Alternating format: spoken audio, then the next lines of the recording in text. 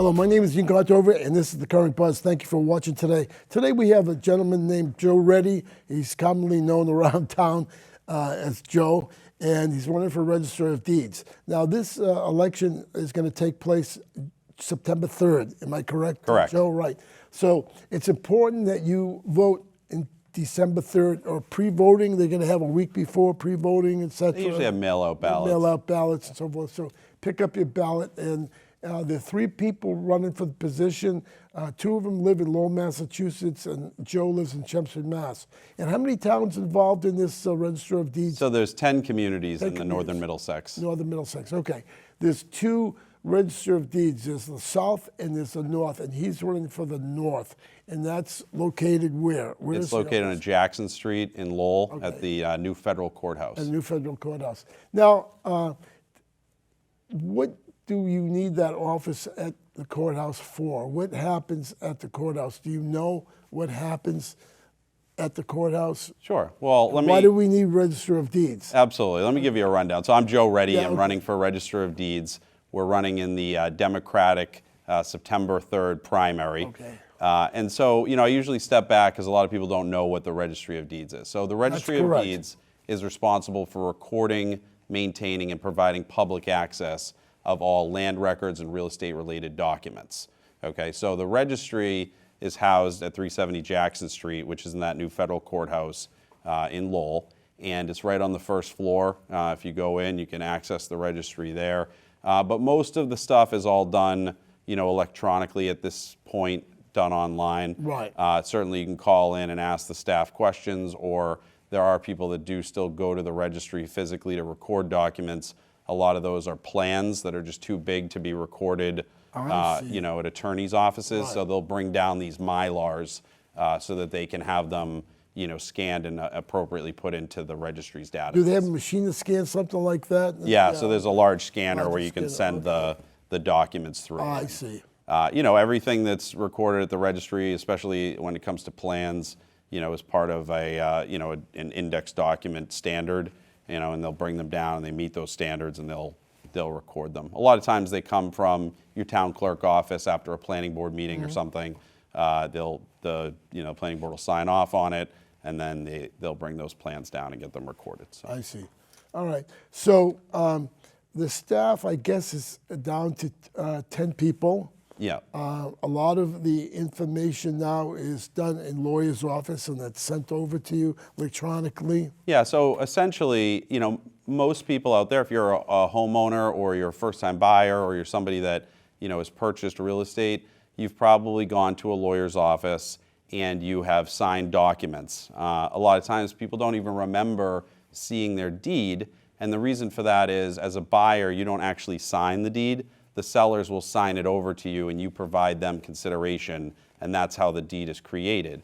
And a notary will then sign and witness that the sellers had actually signed it on their behalf. So you're sitting there at this lawyer's office, you sign all these documents, spend a long time signing usually mortgage documents and a homestead and other things that pertain to your property.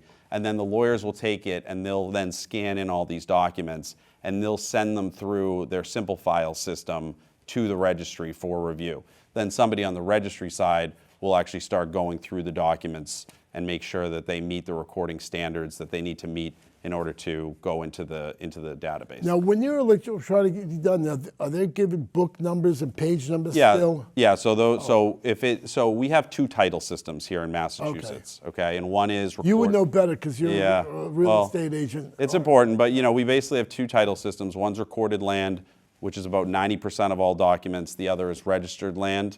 Registered land was created through what they call the Torrens system. Sir Robert Torrens had created this way of essentially creating guaranteed title back in like the 1800s. And so they started to create this system where, if they had some sort of land dispute, people could go to land court, and then the land court would make an absolute determination, based on their title examiners and their court surveyors, and then it would become registered land. And so, with these 2 systems, essentially they'll go through and record them at the registry, and then if you need to get access to those documents, you can go back and look depending on where the document is recorded. The registry is really a repository of all these documents. And it's actually a very important office because it stabilizes our economy, stabilizes our real estate values, and it provides a timestamp of who should be the proper owner of that parcel of land or what it may be. And so, at any time, if you think that there's something that's not right, you can use those documents as proof that they were recorded at that date and time. They're then simultaneously given a book and page if they're in recorded land. In the registered land, you're going to get a certificate number or a document production number, because it's just one document at a time. So electronically, I get a stamp up there saying my book number, page Correct. number, And the like date. the old days where you took the book out and you looked at the page and Yeah, but with the technology, they can That's it. simultaneously essentially put the book and page on the document as it's being recorded. So very helpful for people. For most people, if they want to use the registry, you can go online. One of the reasons why I really would like to be the next Register of Deeds, I'd like to enhance our technology. The website, it's good, but it's not great. It needs to be upgraded. We need to have better search functionality, especially for the general public. For most people, they don't use the registry every day. You should be able to go on, enter an address of what you're looking for, and be able to find all of the documents that pertain to that address. All right, and so with AI now coming, it should be easier. Right. So, we talk about AI and the future and how that's going to work, but the reality of it is you need a Register of Deeds that understands how we're going to be implementing those technologies. And so this is a government office. You have a government software provider that's going to come in and provide those tools and service. So really it's incumbent on the next Register of Deeds to understand what tools and enhancements you want to make sure that they're written into the next RFP that's going to be submitted, because it's going to go out to multiple vendors for bid. Now, usually the vendors that have been providing these services are the ones that are going to win because they have the background and the ability to do it, but they still need to be able to meet the RFP standards. And so, here, as somebody that served on the Chelmsford Master Plan Committee, someone that served on the Chelmsford Economic Development Committee, I have a lot of experience working with these type of documents, trying to go through and create a vision for the future, what it should look like, and then asking for people to provide delivery. And we've done that on a number of instances, especially when we were doing the economic development in Chelmsford. We sent out for RFP, marketing things that we wanted accomplished. And so we would make sure, hey, this is what we need. Vendors are only going to provide what you ask for. So if you don't know what you need, they're not going to provide you any more or any less. And so this is going to be something that's very important for the next Register of Deeds to sit down and really make themselves a priority so that we end up getting the technology that we want, that we can do it at a lower cost, and that we can make access to the public more available. This is an aside. Are we going to get any more restaurants on 129? Any more restaurants? Yeah. I think it's coming. I mean, a lot of it's all in zoning, and zoning, interfaces with the registry. Yeah. But they've changed the zoning, and as people feel like there's a market for that, they will. Oh, okay. I'm glad you answered that. Yeah, absolutely. I know you were involved in that in town, so I just wanted. And that was the whole premise. And so I served the Economic Development Commission at a time when the economy was not good. We were really looking to try to bring businesses into Chelmsford. And so, I was excited about that. And everything I've ever done in my career, it's because I found the mission of what it was going to be exciting. I found the mission of working on our next master plan to be exciting, mostly because we have a lot of open space areas. We have a lot of recreational. That are protected. But, one of my big things was how can we bring in some sort of recreational director to try to make those things come to life, right? You can have a bike trail, but unless people know they can use it, they're not going to use it, right? You can have these basketball courts or pickleball courts or whatever it might be, but you want somebody that can help coordinate all of these features that we have in town. That was one of my main drivers, but I learned so much, everything from housing production to conservation to whatever it might be. Very multifaceted. We need pickleball courts in Chelmsford. Oh, it's a growing sport, but things ebb and flow. So. Yeah, I understand that. Okay, so there was another cable show that you were on that said that you thought of being a Register of Deeds when you were 16 years old. I have to ask you, I mean, I didn't know, I may have known what a deed was or a mortgage, but to think of being a register of deeds. Why? I have to ask you that question. Why did you think about that at 16 years old? I mean, So as a young man,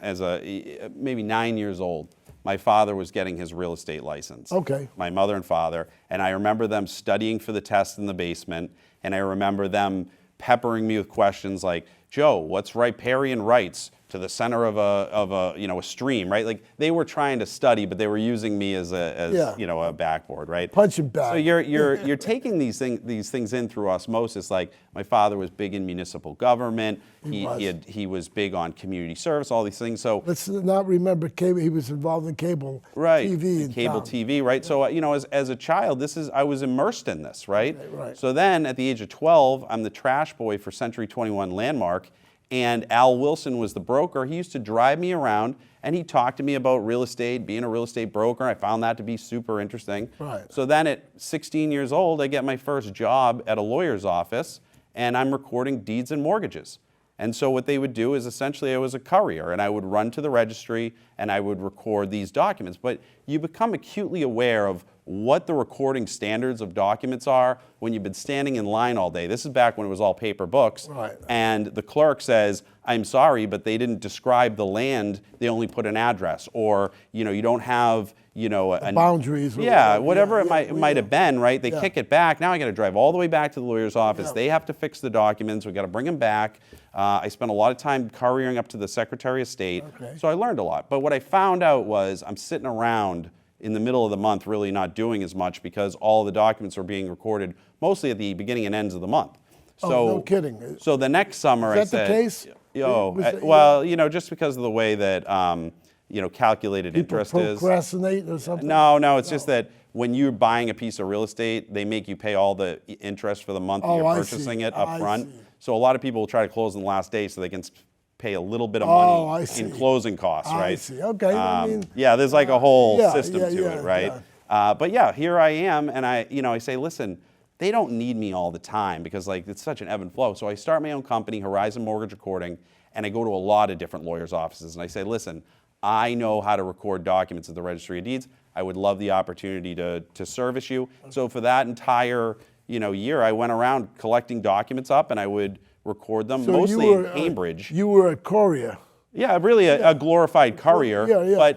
But in this case, right, you had to have advanced knowledge of how the registry works. And so I Right. said, I really like the registry. I was very fascinated by it. Okay. I had an internship with Paul Sullivan doing radio with him, and his assistant producer was Tony Accardi at the time. And Tony was the assistant registrar of deeds. Gave me a whole tour of the Lowell registry at that time. I found it to be fascinating. I was only 15, 16 years old. Yeah. These were I kept interfacing with the registry in ways that most kids that age wouldn't. No, that's why I was wondering. No, was I qualified to be the Register of Deeds at that time? No. No, I wasn't. Yeah. But I later would go off. I'd work at Suffolk Law School in their registrar's office. Very similar type of operation, right? You're helping students fill out paperwork, dealing with transcripts, trying to make sure that everything is in line with student schedules and all the things that need to go on. You're dealing with a lot of proprietary databases in the background. So I learned a tremendous amount of knowledge from being in a registrar's office. Right. At the same time, I was working there full time. I'm putting myself through school at night for free. So I get my entire bachelor's degree in business administration, entrepreneurship for free. At Suffolk University? At Suffolk University. Okay. Having worked in the law school and went to school in the business school at night. Yeah. And so then I would leave there, and I decided I really want to be active because I was living in Boston at the time, and I said, how do I get involved? Well, there's only two things you can do in the city of Boston. You can be the mayor, or you can run for city council. So I say, you know what, I'm going to run for city council. I'm not going to win, but it'll be fun. I'll get to meet some people, and maybe I can get involved somehow, right? Did they consider you an outsider when you ran? Oh, totally. It's like, yeah. Chempster, where's that? But I'll tell you, I had acquired a significant amount of knowledge in municipal government at that point, and they found my ideas to be worthy. And a lot of the people that I ran against, they said, you know what, we love that you're running. You brought great ideas in. I learned from that election that no matter what, if you put your name on the ballot and you present your ideas and they're good, people will adopt them. So this election, whether I win or lose, people will look at what I had to say and say, you know what, I think I should work towards that goal, hopefully, in my personal opinion.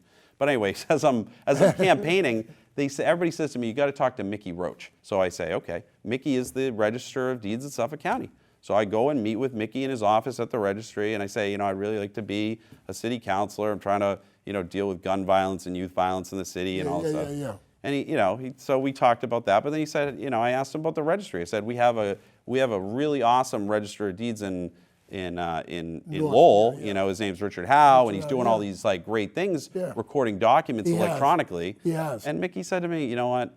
I'm not going to do that. I'm going to leave that for the next person. He's like, that's not for me. And I realized that there's two types of registers. There's somebody that wants to go out and enhance our technology, push the envelope and try to do great things. And then there's people that, it's an office, and you can show up every day and you can be a part of it, but you may not be progressing things, right? So I walked away from that. I said, you know what, someday I would like to be the Register of Deeds. I really would. So in 2018, I sat down with Richard Howe and I said to him, you know what, I'd really like to be the Register of Deeds someday. And he said, you know what, I think I got maybe a term left in me. Okay, so here I'm going, all right, well. Term is 6 years. 6 years, right? I'm not going to run against Richard Howe, who, is first of all, he's a licensed attorney with a military background in operations and all the things that he's done, intelligence. He was the person that created all of the indexing standards for the Registry of Deeds for statewide, right? I mean, the guy has a resume and a dossier, that would choke a wood chipper. So you're going, all right, well, I'll just, keep wait him out. Keep doing what I'm doing, right? So, I worked at Harvard Law School. I ran their entire administration office for their career services under the Assistant Dean, Mark Weber, who, if you go to my website, votejoeready.com, you'll see a testimonial from him as to what I did for that office, what I did for the students. And that office is critical to the university because it produces all of the employment data and numbers that get sent off to U.S. News and World Reports and all of these other publications, right? So I'm running one of the world's largest interview programs in the world. I'm putting together this proprietary database, working with the software vendor to make sure that they're giving us all the bells and whistles that we need. Now, in fairness, because we were Harvard, they were willing to bend over backwards to make it work. But I had to be very clear in our mission as to what we needed, right? Since you left, Harvard dropped to third position. Yeah. I'm just kidding. But so here I am. I said to the dean, I said, I'm not going to be here that long. I plan on coming here for a couple of years, and then I'm going to go off and do something else, right? And he said, okay, well, that's admirable. I went, I served, I did a great job, and then I started Ready Real Estate. And I've enjoyed that for the last 13 years. I ran a very successful brokerage. But when Richard announced that he was retiring, I said to my wife, I've talked about being Register of Deeds essentially my whole life. Even my friend from when we were in high school, he just came back from the Midwest. He said, when I found out you were running for Register of Deeds, he's like, I thought that was amazing because you talked about that when we were in high school. No kidding. Okay, right? So here I am, and I said, I will never forgive myself if I do not take the opportunity to try to further this office to make a difference that I think, having a real estate background, having an administrative background, having an entrepreneurial background where I like to try to fix things, having a municipal, experience. I have all of the tools to try to create success for the Middlesex North, and I really do want to bring this bring my skills to the office, and I think I have the ability to really make meaningful change. I have a question. Are you going to can you participate in real estate after? My goal is to run that office full time. Okay. And honestly, outside of running that office, I'm going to be volunteering full time. In a number of things that I'd like to do, whether that's soup kitchens or, that's cleaning up the city or whatever it might be, to try to be a big partner with the community. And I'm making that promise to people because I really think that this is an important role. And I think my real estate background is essential to really taking a lot of the things that need to be upgraded and enhanced and making it happen. So. Let me ask you this question. In regards to, I only have 5 minutes left, all right? Once you become elected in September 3rd, supposedly, yes, how's it fall in place? So when do you take over? Yeah, so you wouldn't actually take over till January 6th. Okay. All right, so it's the first Wednesday after the new year. And so, you're essentially, because it's only the Democratic primary We're all in it. September 3rd. Make sure you vote. Right. That's the date. There's no other challengers on the Republican or independent side. So Right. so this person will de facto be the next Register of Deeds, and it's important for the next 6 years. Yeah, so it's important that people do their research. They haven't been able to vote on this office in 30 years, and you know what? Part of it is Richard did such a great job that it kind of placated people into saying, you know what, that's a well-run place. There's no concerns there. That's one of these type of jobs where, unless you're not doing a great job, people continue to appreciate your service, right? But we definitely need somebody that's going to come in there, enhance the website, make the technology easier for people to use, someone that's going to come in there and work to try to protect the public against fraud. We haven't had a chance to really delve into that. But one of the biggest problems with today's society is we have a mass amount of public information that's available. You can find out almost anything about anybody, but not enough tools to protect the public against that information. Once you buy a home, it's public domain, right? Correct. So a lot of people don't realize that once you buy a home, everything on the deed is public. Everybody knows about it. What you bought it worldwide, for, where you live, who owns it, what type of ownership you own it in, right? What the mortgage is. Right. But what's important here is there is what we call a consumer notification system. I was the first to come out with this and talk about it. And I'm the only person to really talk about really what's not working right with it, which is you need to be able to use that system to effectively notify you if somebody to record anything against your property. This is the way you balance all of that public information by giving you the tools to know if somebody makes some sort of fraudulent action, right? The other thing is, being a real estate agent, people get these notices in the mail that say, I'll send you your deed for $144. And it sounds legitimate, but the reality of it is you can get your deed online for free, or you can get a certified copy at the registry for $1, right? Oh, is it $1? If you want a certified, print-out copy. But, you can go online and get it for free, right? So you can download it. Yeah, download it. So it's incumbent upon the next register to try to fight against these inflated services that really do not do the public any good. But also on top of that, I've got a lot of different municipal integrations I'd like to do, with GIS mapping, with the assessor's database. You have these large projects show up and people want to know information about, the developer or who's going to be building this, multi-unit complex. They should not have to be searching in so many different areas to find this information. They should be able to go onto the town website, click into the GIS, click into the registry, and boom, you know what this person owns or who has ownership. This is important stuff, especially when you're talking about development and how people are approaching it. So I have like a whole host of ideas that I think would make the registry user-friendly, they would make it responsive to people, but more importantly, make it secure. I asked the other two people that were running. People have said that the Registry of Deeds is obsolete. What say you? No, it's actually one of the most important offices that we have. Okay. And like I explained, it stabilizes our real estate values. I talked about this a little earlier. Think about the FDIC. The reason they do that $250,000 insurance is so that people don't have a run on the bank, right? Right. Recording documents and having them available and providing public notice allows people to say, my real estate is secure. Okay, it goes back to Franklin Roosevelt, where he said real estate is one of the greatest investments because it cannot be stolen. And if properly handled, it it will pay dividends. But sometimes it is stolen, and you have to prevent that. Right, too. and so in this, put firewalls if it is stolen, it's about timing. The quicker you can make action, good point, the better off you're going to be. The more time that goes by, the more damage. So from my perspective, I really want to tackle these things. These are things that I've been thinking about for a long time, and I'm passionate about this role. This is something that I could see that. I'm excited about it. Yeah, definitely. I'm going to wake up every day, go to work, and be like, this is like I'm like a kid in a candy shop. Yeah, good for you. I wish you success.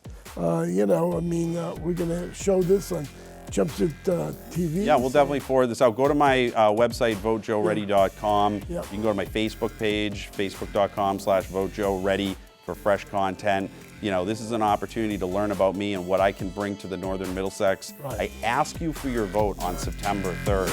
I ask you for your support in this election because it's 10 communities.